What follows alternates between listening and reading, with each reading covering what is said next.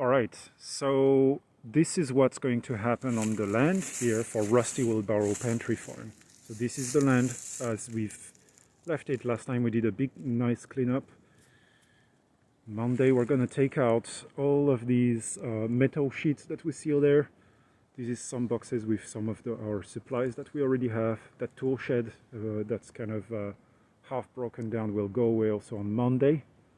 And so now we're going to have a clean slate to start our farm. And here we have some aged compost and aging compost that we'll be using to make the soil fertile.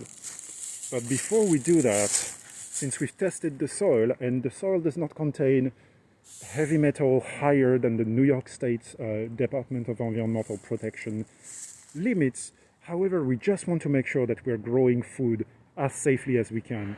So the Clean Soil Bank, we've contacted the Clean Soil Bank of New York, and we should be able to get enough soil to cover this whole land here with 1 foot of clean soil. So why are we doing that? So let's take a look here on this slate here. Now imagine that this piece of slate here is the bare soil that we have here, or I guess covered with some fall leaves.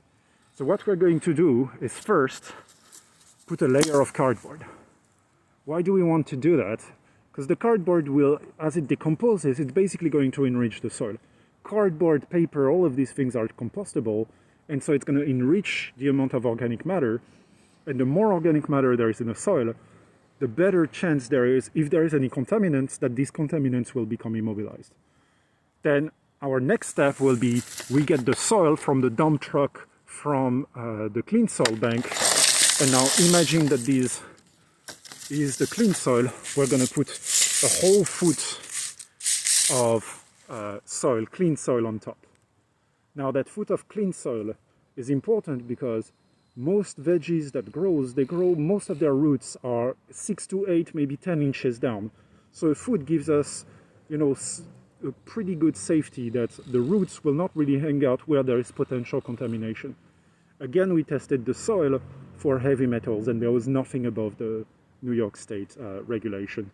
But just in case, just in case we missed something, we want to be safe. And then on top of that, because that clean soil, it's clean as in there is no pollution in there.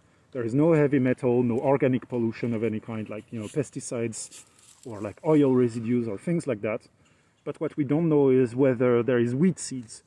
So now to make sure that we don't get a problem with weed seed, we put another layer of cardboard on top.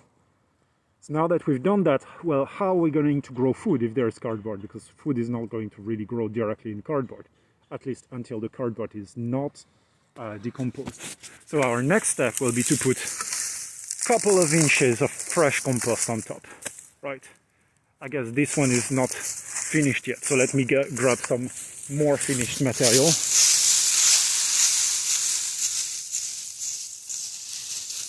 There we go, some nice, much darker material here. So we're going to put a layer of compost, of finished compost on top. That's going to complete our little soil sandwich, if you will. And so we'll be able to plant through the compost, through the cardboard, so the roots of the plants can go and start to get some, plant food into the soil, the clean soil. But then the weed seeds that might be under it, they will try to grow, but they will be stopped by the cardboard, at least for the time being.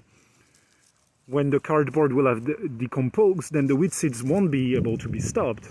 But the reality is probably most of them will have already germinated, and so we won't have much seeds, hopefully, that are left to bother us with a lot of weeds. And so this is our plan for what's going to happen in the next few weeks. And done.